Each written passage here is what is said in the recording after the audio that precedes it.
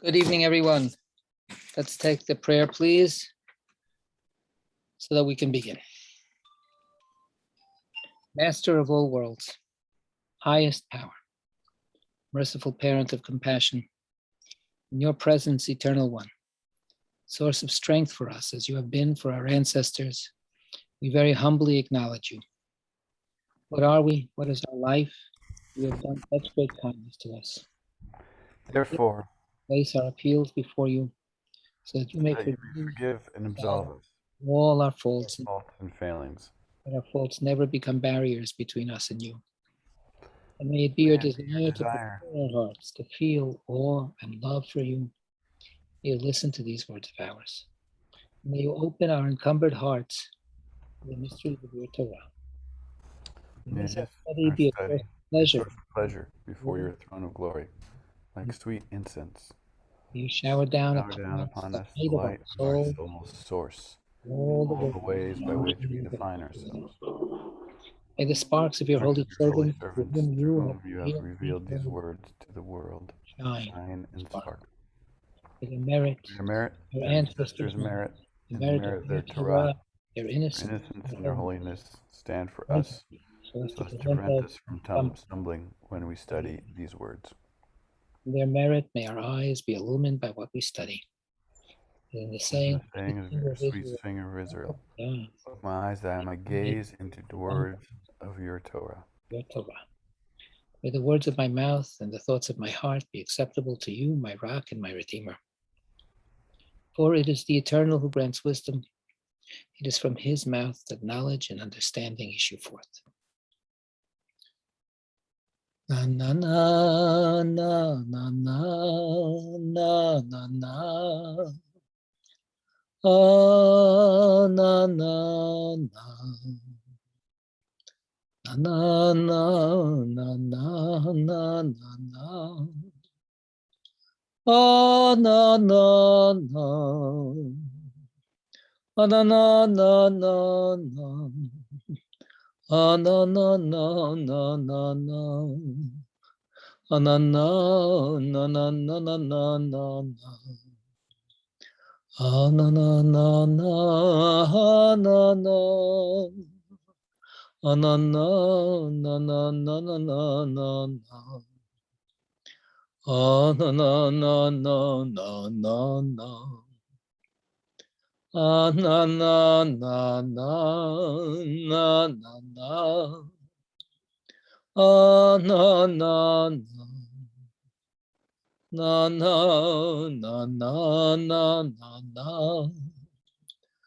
Na na na. Na na na na na. Na na na na na na. Na na na na na na na na. Na na na na na na. Na na na na na na na na na. Na na na na na na na. Na na na na na na na na. Na na na na na na na na na na na na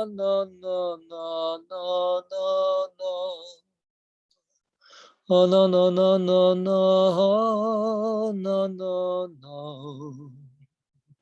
Na na na na na na na na. Na na na na na. Na na na na na na na. Na na na na na na na na na. Na na na na na na. Na na na na na na na na na. Na na na na na na na na. Na na na na na na na. Na na na na. Na na na na na na na. Na na na. Oh no no no no no. Oh no no no no no no. Oh no no no no no no no no no. Oh no no no no no no. Oh no no no no no no no no no. Oh no no no no no no no.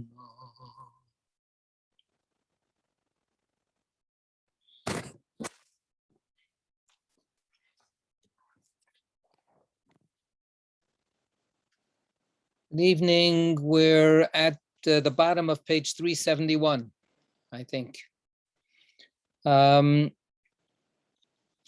We're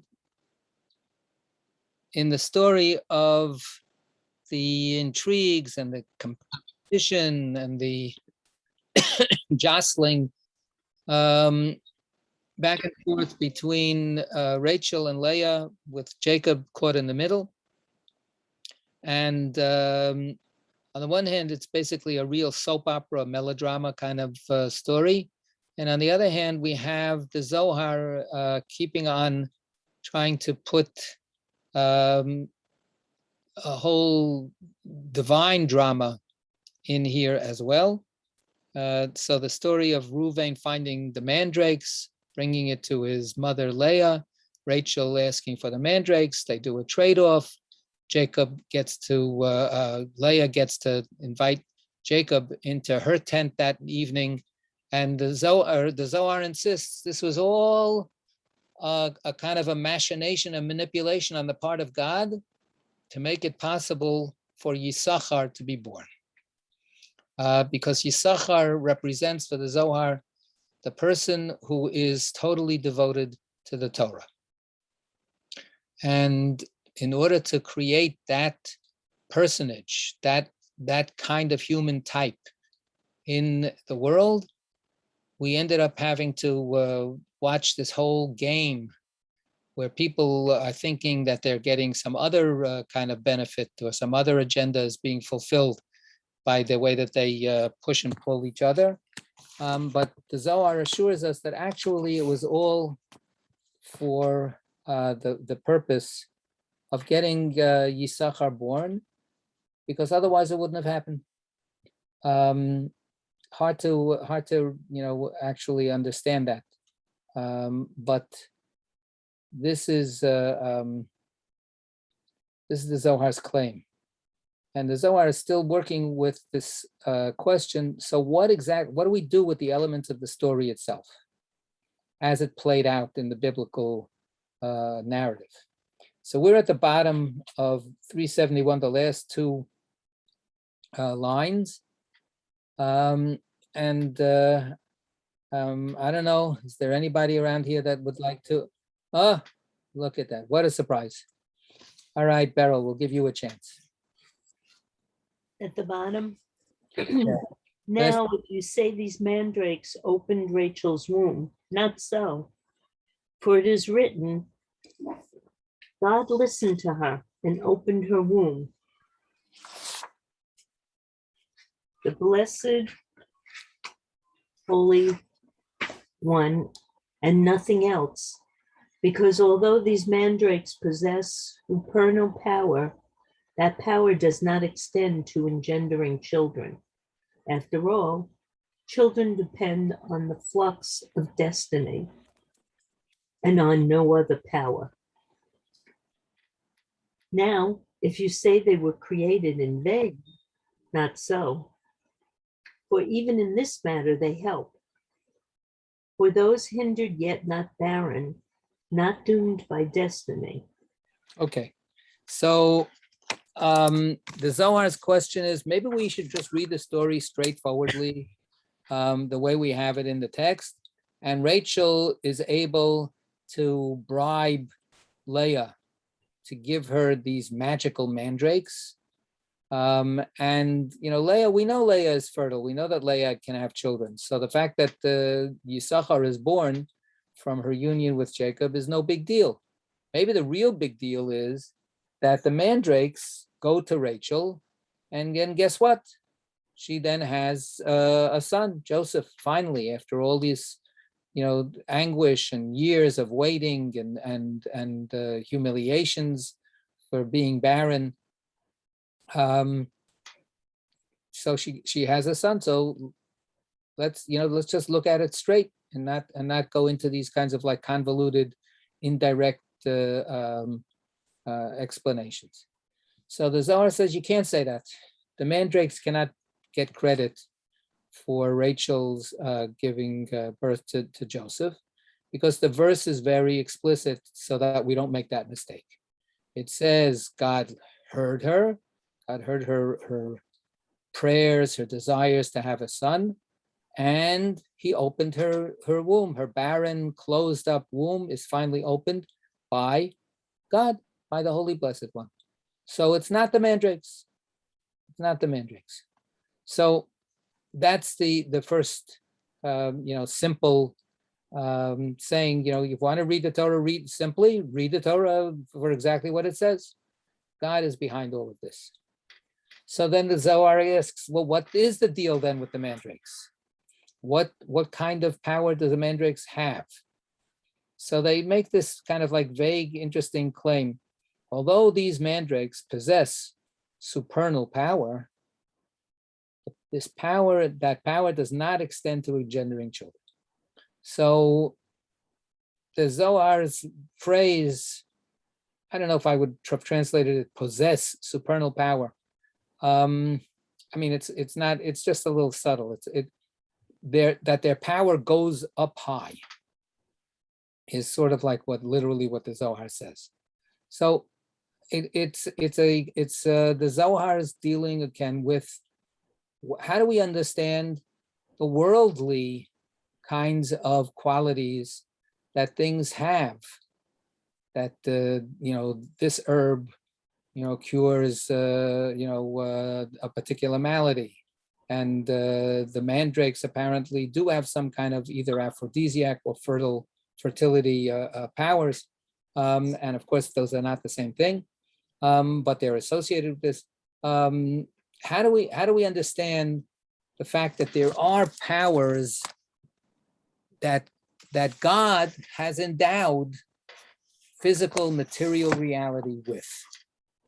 So do we even say that okay, God opened her womb through the mandrakes, right? By means of the mandrakes, right? God saved this person's life by means of the helicopter that came and took him off the roof of his building. Joke number 422. So, there's the physical means that God has created to act out in history. And just like what the Zohar said before, God is using all of these human interactions in order to get something going. Maybe God just used the mandrakes to get Rachel to be with child. So the Zohar says, no, that you actually don't understand what mandrakes are capable of doing. They don't have that power. They don't quite have the power to turn somebody who is incapable of having children to have children. So then what exactly is their power? What were they created? No, even in this field, in this matter, they help for those hindered, yet not barren. In other words, to be barren is a final decree. It's impossible for this woman to have children because she is in a barren state. But that's not always what's going on. People sometimes have difficulty having children. They don't succeed in having children for all kinds of other factors, but the potential to have the child may still exist. So the Zohar is claiming mandrakes can help if somebody has some kind of impeded or latent capacity to have children. The mandrakes can help facilitate a conception. But by implication, what the Zohar is saying is, let's understand, when the Torah says Rachel was barren, it means, period. She was barren, and no amount of physical intervention could change that.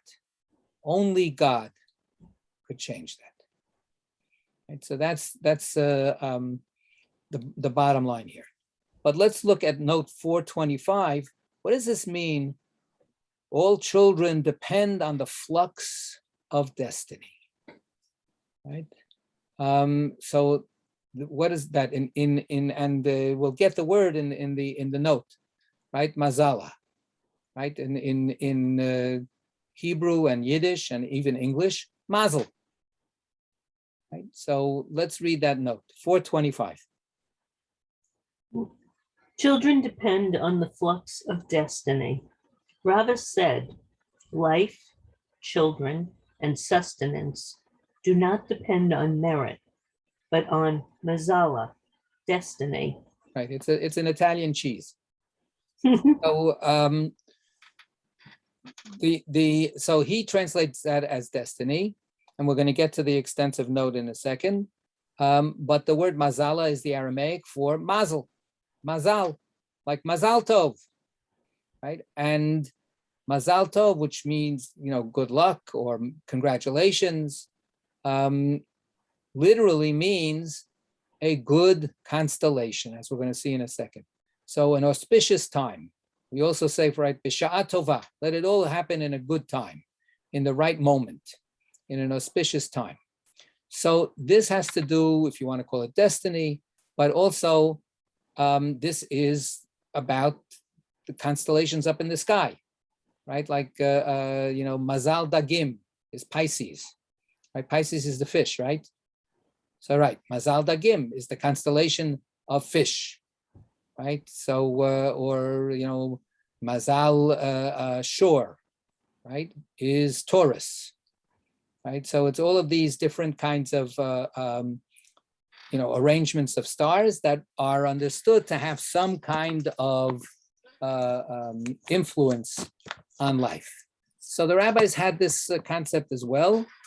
But another way of reading what Rava says from a more skeptical point of view is that he says it's arbitrary, it's random. It's not predictable, right? Who knows what the confluence of circumstances are that will either make you, have a good life or not have a good life. It's all dumb luck. So that might be a more skeptical, secularized way of reading this. Or he's saying something which then we get, if we're looking at it from a religious perspective, we get a little questioning. It's a little sticky. Is this really about predetermination? Is this really about a destiny that takes away choices, that takes away freedom of action? So let's continue. Mazala means constellation, planet, planetary influence, destiny, guardian angel. In the Zohar, it is associated with the root. Nun Zayin Lamed, right? To flow. And often, Nazal, like in modern Hebrew, fluids are nozlim, things that flow. To flow. And often refers to the flow of emanation from the world of the male, which comprises Binah through Yesod, the divine phallus. Yesod conveys this flow to Shekhinah, thereby engendering souls of the newborn. Okay. So what the Zohar does, the note doesn't say it explicitly, but what's really happening is the Zohar struggles with that question that I just mentioned. If Rava is saying that there's these mazalot out there, that there's these constellations that determine a person's fate, whether it means, in terms of having children or what kind of success in life that you have, and whether you're going to have wealth or not. So where is God and where is the human being? It seems like everything is just being manipulated by the stars. So what the Zohar understands is no, that's not what Rava is saying. The stars are a visible, impressive, inspiring kind of manifestation of God's presence. At the very, very beginning of the Zohar, at the beginning of Bereshit, they quote a verse from Psalms, which, because you don't have to be a mystic about this, it says, "Su'um marom einechem u'ru'u mi bara elah." Lift up your eyes up high, and just see who created this magnificence, who created this awesome. Just look at Sarah, at Sandra's, back screen thing, whatever it's called, the background, right? You can't help it. You look at that, and it fills you with awe. So the stars, they don't have the inherent power to move us one way or the other. What they are indicative of is the flow of divine light, the flow of divine life-giving energy into the world. And that's, in the end, what everything depends on. The most crucial things, life of our own life going forward, how we, the quality of our life and so on, it depends on how much flow we end up being able to dip into. So that's the way that the Zohar rereads that statement to restore a kind of sense of divine participation in our lives. So coming back here, what by quoting this, what is saying, the mandrakes can't do this. The mandrakes don't have their own independent power, just like the stars don't have their own independent power. Right? This is about God intervening and making something happen in the world. Right? And especially in, against what was physically established before with regard to Rachel's capabilities. So the flow just simply breaks through that dam, that boundary, that limitation, and brings more life capabilities to the fore. All right. Any comments? Anything that anybody wants to put in here? Len, yeah. Yeah, you get off mute. So, okay. So on the subject of mazalot, to what extent does the Zohar go into mazalot, into astrology as an intermediary force, in the world and in human affairs? So that's I don't think I can give a good answer for that right now. Partly, I think that depends actually on how you're going to read certain pieces of the Zohar. But there were definitely the Zohar. I think steers off, veers away from that. But if somebody who knows the Zohar better, says, hey, wait, look, what about this text? What about this text? What about this text? Then I would have to change what I'm saying. But my general vague impression is that, like I said before, when the Zohar says, look up at the stars, they go look up at the stars and then look past the stars and see God. And it's a beautiful text. We've sort of touched on it before. I'm going to go back to it just for a second. It says, the verse says, "Su'u marom einechem uru'u mi bara elah." So look up to the heights and see who created these. And then it goes on to say that every star is accounted for by God. None of them is neglected. But the words that the Zohar focuses on is mi bara elah. Who created this? So it's a rhetorical in the verse, right? Can you imagine who created this? It's so amazing. It's God. Zohar takes it as non-rhetorical, but as a simple statement. Mi bara elah. The aspect of God called me, who created these, right?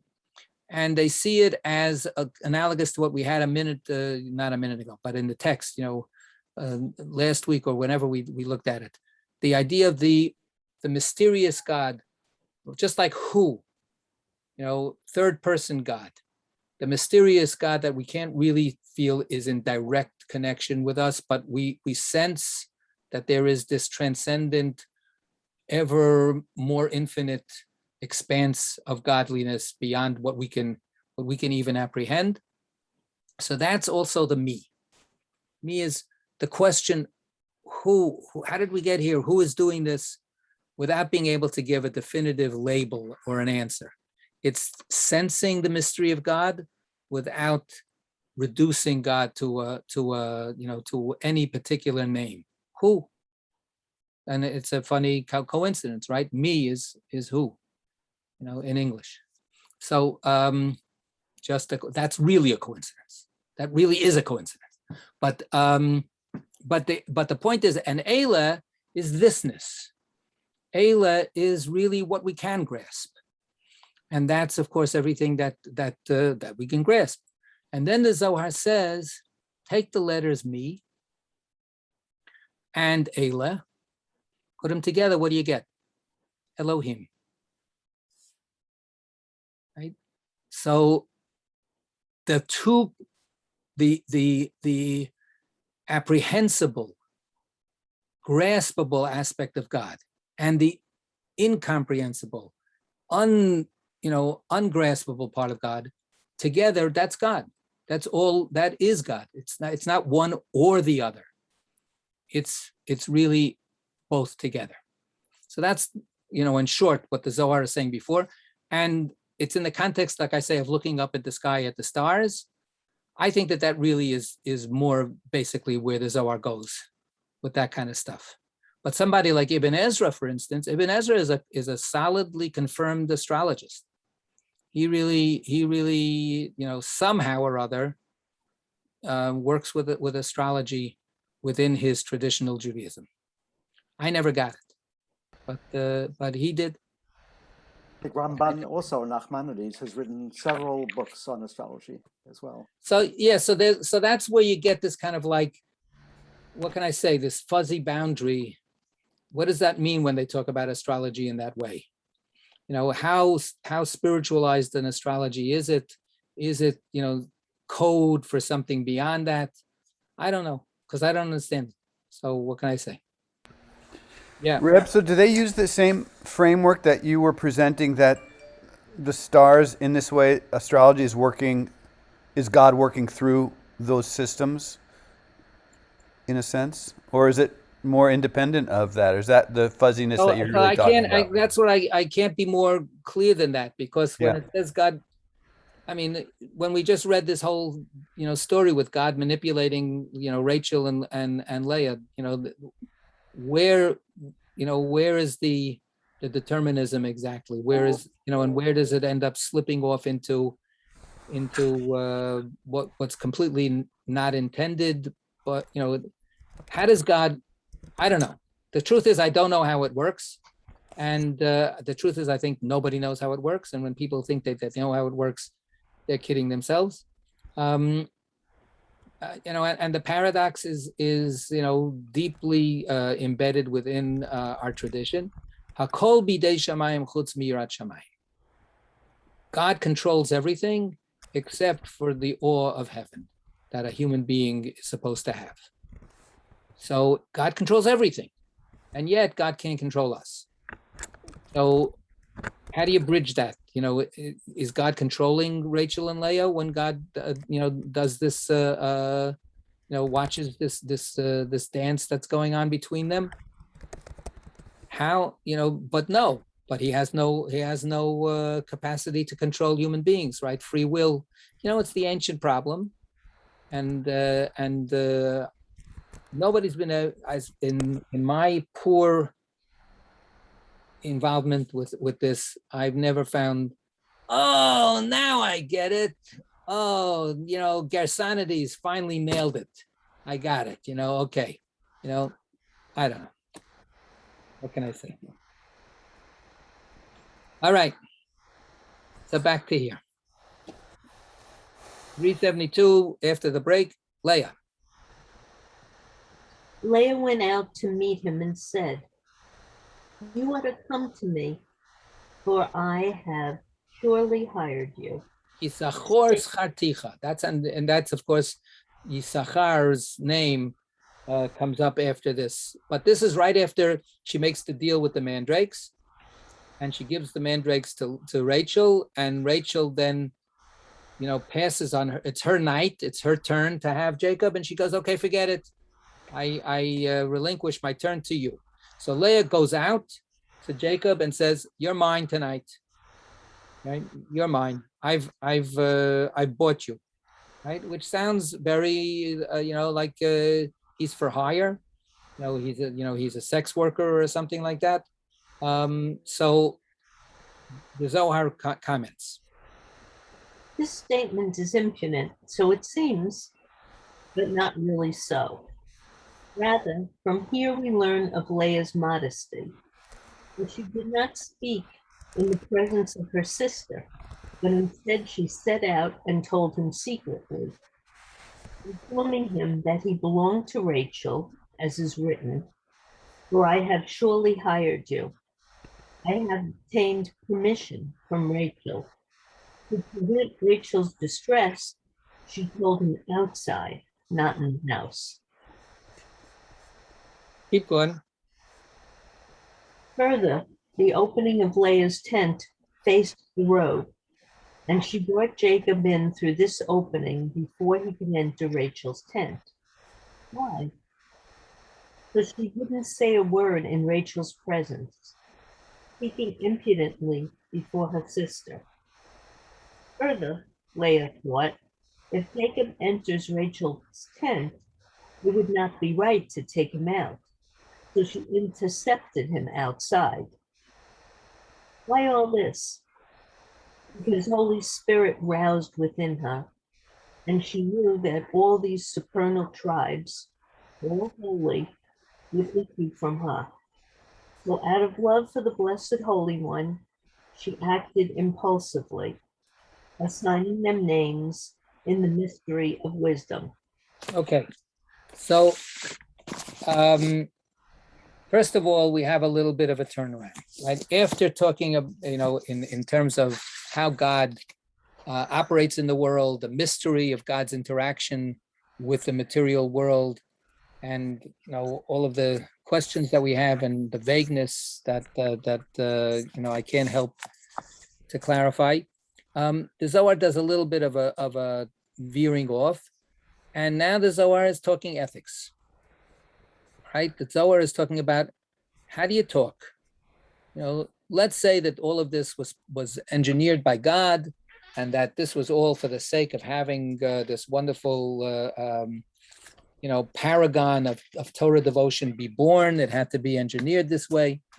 But look at how look at how coarse the interaction seems to be.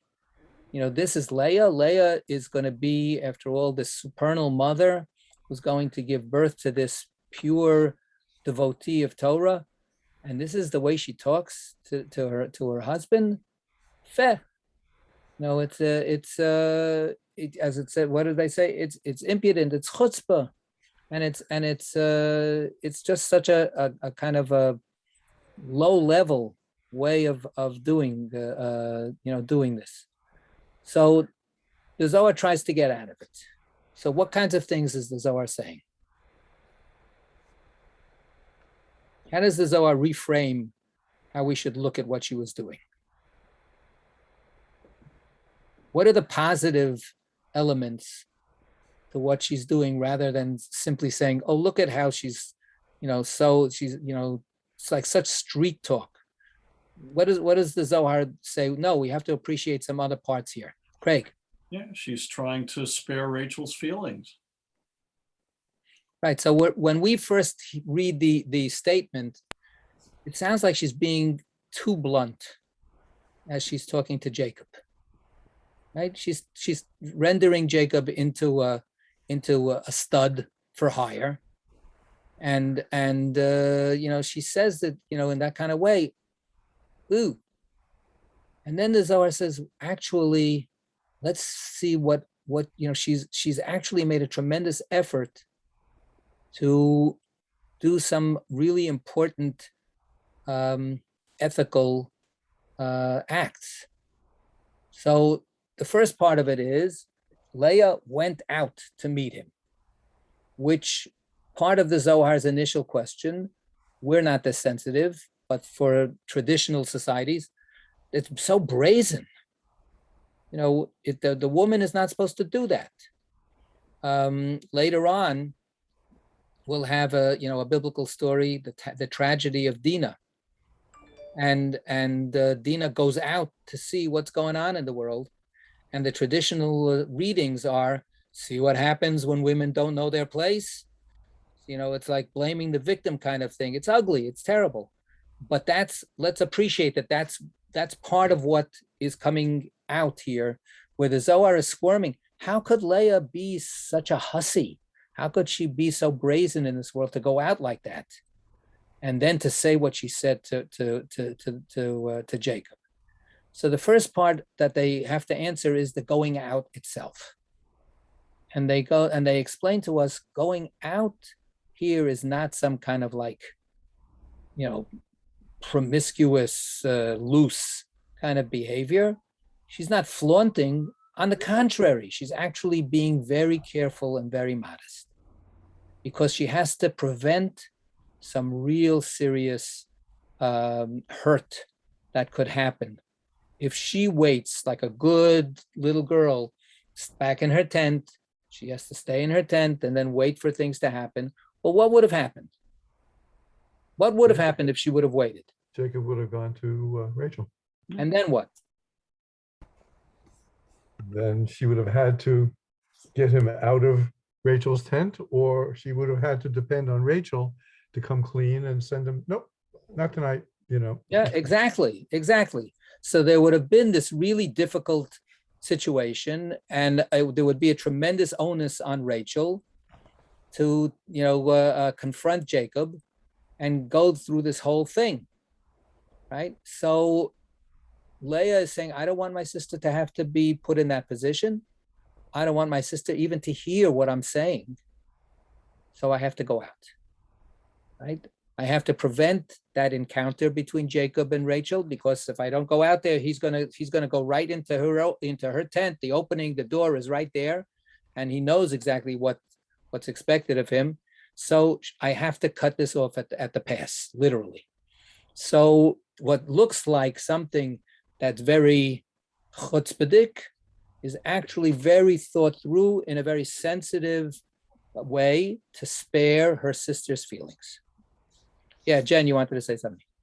It's just, I don't know if anyone else remembers the HBO show Big Love, which was about a renegade Mormon family and a man with like 3 or 4 wives. And they did have this situation, like the opening episode is like, one sister wife is like, needs something else from another sister wife. So they do kind of trade him around like, okay, well, I'll give up my night with him if you do this. And then another one, and then that one then goes and bargains with another sister wife, and it keeps going. And that's like the whole first episode. It's about this poor guy who then comes home and gets kicked out of one room and then has to go to another. And it's actually super funny. But I didn't actually think they were chutzpah-ish, but I guess, looking through the Zohar's eyes, the Zohar people might not have been as amused by this as I was. Right. I don't think the Zohar would be tuning into that show. But yeah, look, I mean, that's that biblical story is like you say, it's a reality that plays out in any polygamous kind of setup. It's a given, it's baked in to the situation. So what the Zohar is saying is she's trying here to mitigate those kinds of things. So yeah, David.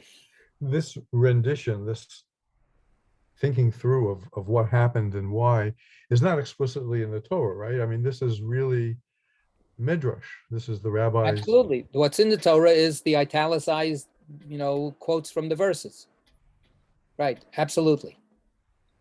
So let me say, I have said it probably too many times, maybe not too many times, but many, many times. this is part of our challenge as readers of the Torah. Now, some people would say is that readers of any text, but certainly, how much more so, a text that we put on a pedestal, right? A text that we are spending all this extra time studying and trying to connect to from the Zohar's perspective, from a traditional perspective. This is a holy text, right? This is a text shot through with God. How do we read it? So what's on us? What kind of attitudes, what kind of strategies of reading, what kind of perspectives, how much energy do we have to put into reading this text? And the Zohar gives us a running example, as the whole Midrashic tradition does, of working very hard to to make meaning beyond the simple surface meaning of the text. And then the question also is like, what kind of assumptions do we bring to the text? We live obviously in a world very different from the Zohar, and we can be aware of blind spots that the Zohar has, and blind spots that the rabbis had, and blind spots that the Torah has. Right? We live in this kind of post-critical environment. But then the other side of it is, what can we get from bracketing our own critical assumptions and letting the flow come in of a reading that comes out of devotion? What do we end up being able to see if we read the text through a devotional lens? So here, for instance, the Zohar is committed to putting the best face on this encounter. That's not something that the text makes us be committed to. That's our choice. The text just sits there. We can decide how to read the text. We can decide how to read the text with skepticism, with with a lot of questioning of disbelief and so on. And that has a tremendously enlightening role to play. It helps us see so many things. But I don't know how many of us would have actually seen this kind of possibility if we weren't committed ahead of time to making it look good. So I call this, I shared with you, I wrote whatever it is, year and a half ago or more, I wrote a little essay about reading a piece of the Zohar that actually came out of some of our own sessions together. And in that essay, I call it a hermeneutics of love. What happens if you bring love to the text and not just criticality, right? Or a love infused, a criticality that is inspired by love. To ask questions about the text that come out of a loving desire. This is we're in Torah portion land, where we're reading some very challenging Torah portions every week, right? Last week we had Lech Lecha, this week we'll have Vayera. Come on, Vayera. Oh my God. How much, the people, go through all of the really provocative and problematic stories. We had a nice session before in Torah study about the parsha. So many hard questions, theological questions, moral questions. So my struggle has been over many years to respond to my perception that in the modern Jewish community, that's us, the non-traditional Jewish community, I don't care how traditional anybody is in this group, we're the non-traditional Jewish community, how easy it is for us to be critical of the main players in the biblical stories, right? It's so easy for us to question Abraham and to question Sarah about all of the choices that they make, right? Specifically with the Akedah and also with Hagar, and all these kinds of things. And those questions are super important questions. My struggle over the years, whenever I've had to deal with these texts, both personally and in teaching it and sharing it with others, is how much love do we start with for Abraham and Sarah? How much are we willing to embrace them and then worry about whether they're living up to the best of themselves, or what we would like to think is the best? And I want to just put it, I'm on a hobby horse here. How would we want other people to look at us? Love your neighbor as yourself. Love your biblical hero as yourself. How would you like to be judged in terms of the choices that you make, by other people? People, it's so much easier for people to be critical than it is for them to be appreciative, except for themselves. Once they deal with themselves, then they know all the extenuating circumstances, and they know all the other parts of the puzzle, and they know all the emotional currents that make these things human and understandable. And then, but the other guy or gal doesn't necessarily benefit from that talent that we have to see the big picture for ourselves. So how much more so when we're dealing with our ancestors who, for better or for worse, created the world, the Jewish world that we have inherited. So the Zohar here is practicing a hermeneutics of love. The Zohar here is starting its midrash, and its midrash could go anywhere you want, right? That's the thing.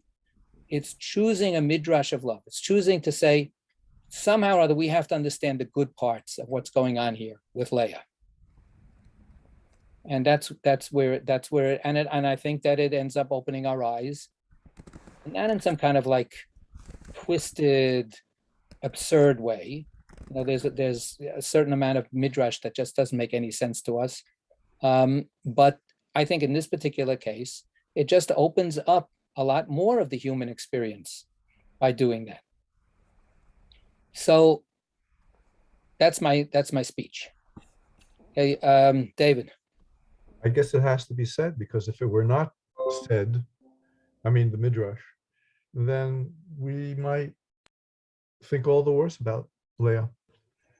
At least there's a way of putting this all together. Right. So I appreciate the midrash, and I appreciate the Zohar, and I want to learn from the Zohar, because I don't want to make it depend. We'll either say good things or bad things about XYZ if we find it in the midrash. It's not whether we find it in the midrash. If we find it in the midrash, then wonderful, it's a gift. But what the midrash is giving us is the lesson for our midrash. When we read, what kind of energy, what kind of direction do we put into the reading ourselves? So it's not just, well, if the midrash says it, then I'll accept it. If I don't find a midrash that says anything, then no. Anytime you don't find a midrash, it's because it's time for you to make a midrash. So it's never ending. That's what the text is always. There's a wonderful phrase, Rashi says it a few times, and it's based on rabbinic. Eina mikra omer ela darsheni. The text is simply saying, search me out. Right? The text says what it says. In the beginning, God created heaven and earth. But the text is saying, search me out. I'm giving you some basic material. Now, start midrash, darsheni. Start seeking, start investigating, start, digging deeper. right? That's the idea. And this is just simply an exemplification. Here, let me show you how you can do it. Okay, now you take over. That's what the Zohar is doing here. And that's what Midrash is doing again and again and again. All right. So now we have the first half of the verse that the Zohar has sort of like polished up a little bit, cleaned up, and made us appreciate when Leah goes out, it's not some terrible thing that she's doing. It's actually a very thoughtful and very, putting herself out. It's an effort for the sake of being thoughtful and sensitive to her sister. What about the second half of the verse? When she goes to Jacob, oh, I rented you for tonight. So how could we possibly make that any better? Yeah, Jen, you wanted to say something. No, it was just a matter of like, I hate that we have to justify why Leia went out. Like that's such a terrible baseline for me. Like, we have to explain why she dared to go out of her tent and into the world, like heaven forbid. So it's just, and on that respect, it's strange to read a midrash thinking that just for, I get the circumstances, but like, it's really annoying that you have to explain why a woman goes out. Well, I mean, again, so I hopefully you and I are pretty much on the same page, but what I'm trying to take into account, what if we weren't such wonderful liberals? What if we weren't such wonderful, open-minded, terrific people that you and I are, or at least you are, right? I mean, look, I did 18th century reenacting, and when women had a whole different role, and for a long time in my group, we didn't allow women to dress up to be guys, to be, if they wanted to be, in soldiers and such, and that was a big contentious thing. And I can put myself in a different headspace where a woman's whole worth is how many kids she can bear, but it does make everything look different as far as like, it makes it easier to be compassionate for Rachel and for Leia when that's their whole worth is based on this issue. And it makes me feel a little bit like, well, then if the only agency they have is they can bargain a little bit of who gets to be with their husband when, like, why shouldn't they be? Why do we have to justify this? Yes, they went and made bargains over who gets to sleep with him that night. I feel like, that's the very least that, power they should have. Right, but that's not what the Zohar doesn't stop there. The Zohar is saying, look, that's the limitations that they live under. But you know what? When people live under any limitations, they still have the next level of agency of how do they cope with those limitations. You can have that kind of narrow, set of powers or possible interrelationships, and then you can handle them as an SOB, or you can handle them with extra sensitivity. So that's where the Zohar is going. What the Zohar is going is saying, yes, there's a whole given jail that these women are living in. But then actually, how are they dealing with it? Are they dealing with it with sensitivity or not? There's no, the fact that I'm going to go off on a little bit of a tangent, but there's a kind of a certain extreme, I call it extreme, I don't know. There's a point of view that, for instance, and this is a very sensitive topic, that says that oppressed people can't be racists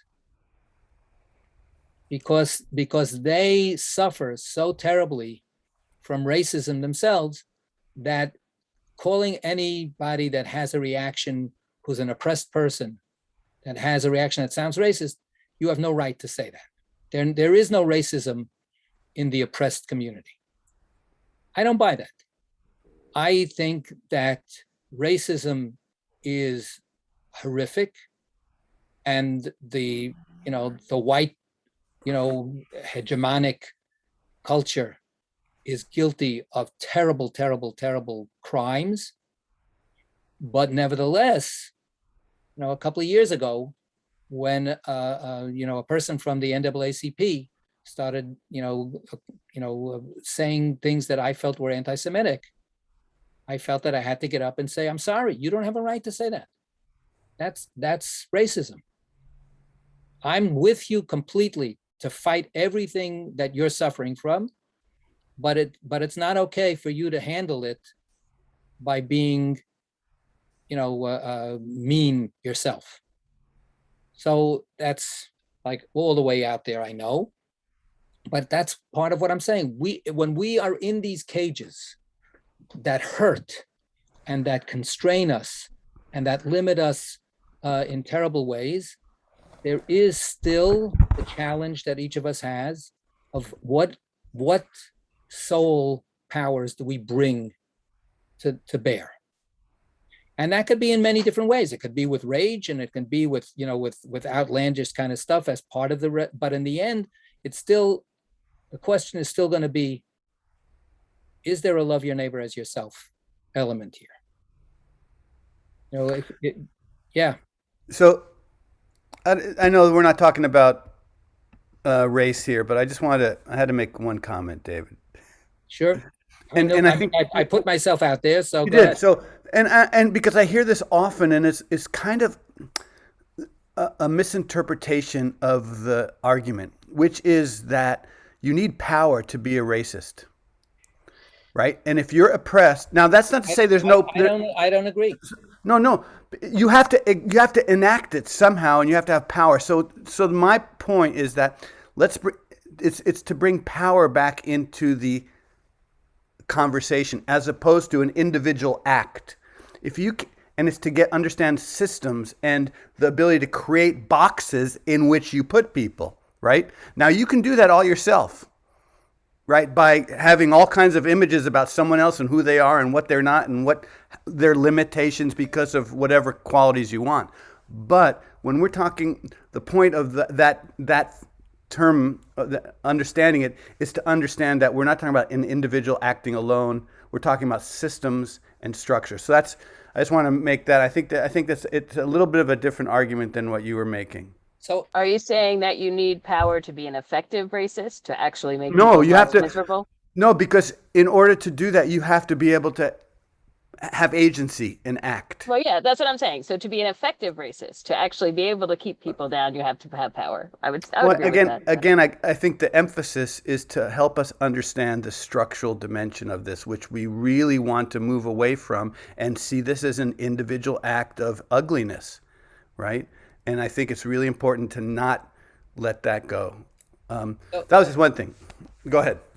So again, I on the face of it, I don't agree with that statement that you can't be a racist if you don't have power, because until what I would put it this way, there is, like Jen is saying, there is effective power to make some kind of have an effect on somebody else, but there's also the power of having an effect on yourself. And Viktor Frankl is maybe the exemplary spokesperson for this, right? Who wrote and spent his entire life teaching that, and he was, a concentration camp inmate.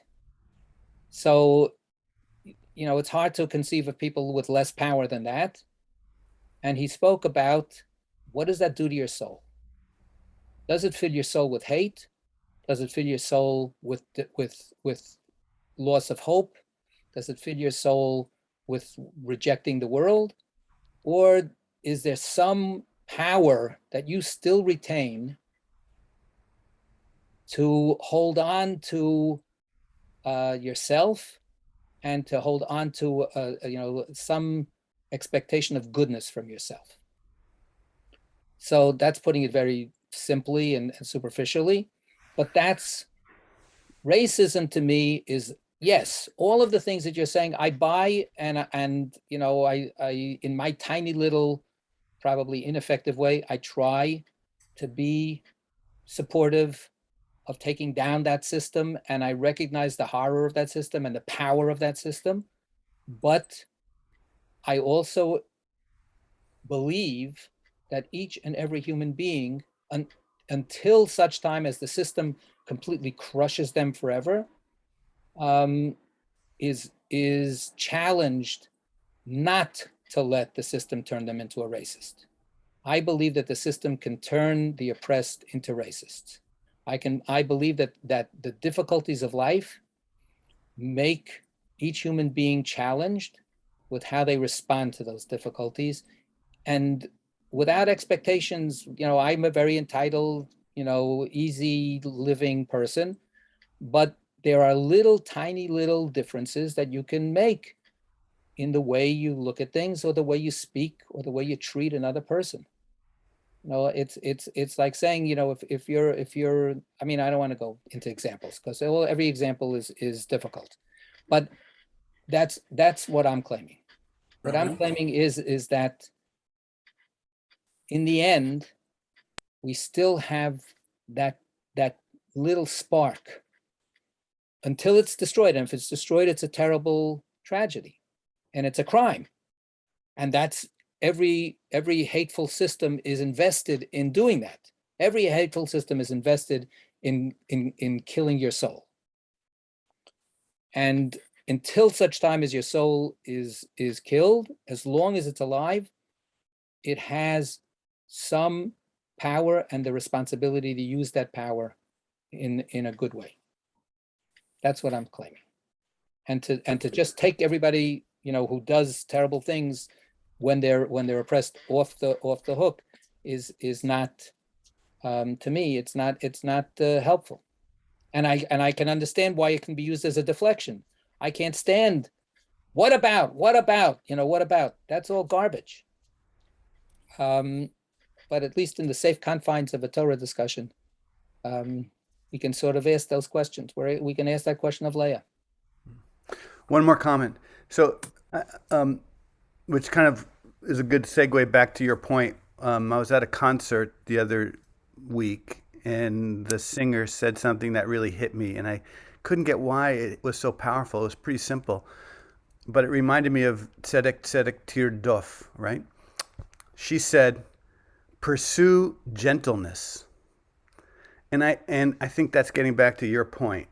And I loved the framing of that, right? The pursuit, right, is deep in pursue justice. And yet pursue gentleness felt really like, oh my gosh, and powerful. So Right. I'll share that with you. Tremendous. Thank you. And it comes back to the love idea. Right. Back to that love idea, because one more quote. What does it say? You can't change the world if you're an asshole.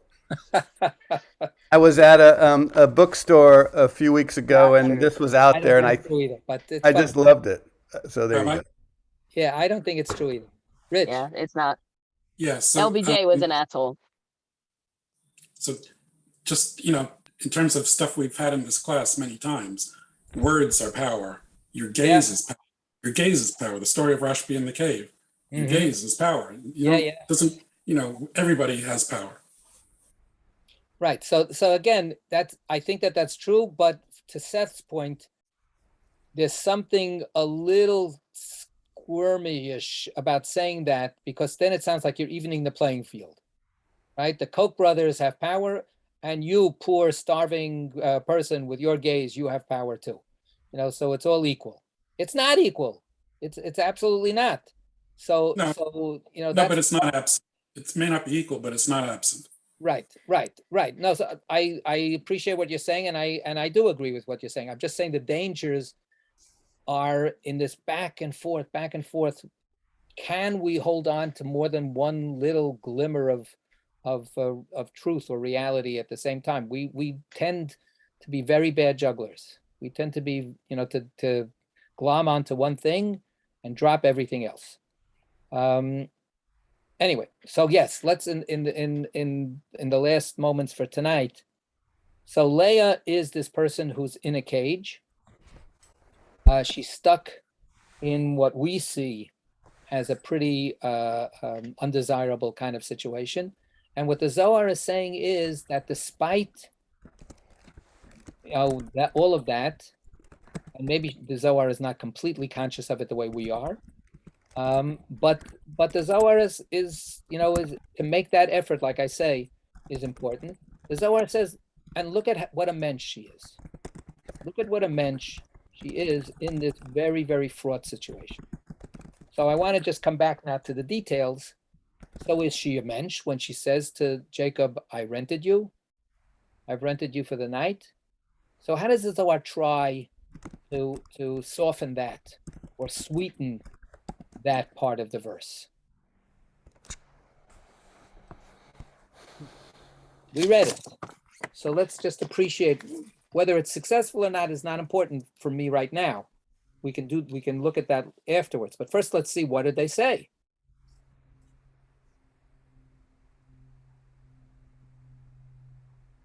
Look at the middle of that big paragraph that's in the middle of the page there, right? Look at the middle, right? You know what? Forget it. Let's read it. Rather, Beryl, back to you. Read it again, please. Rather, from here we learn. Rather, from here we learn of Leah's modesty, for she did not speak in the presence of her sister, but instead she set out and told him secretly, informing him that he belonged to Rachel, as is written, for I have surely hired you. I have obtained permission from Rachel. To prevent Rachel's distress, she told him outside, not in the house. Okay, so the preventing Rachel's distress we already talked about, and that goes on later on also in the next couple of paragraphs about how she has to go out from one opening, etc. But look at what the Zohar says in the middle when they actually give that extra explanation. I have surely hired you. How does the Zohar read it?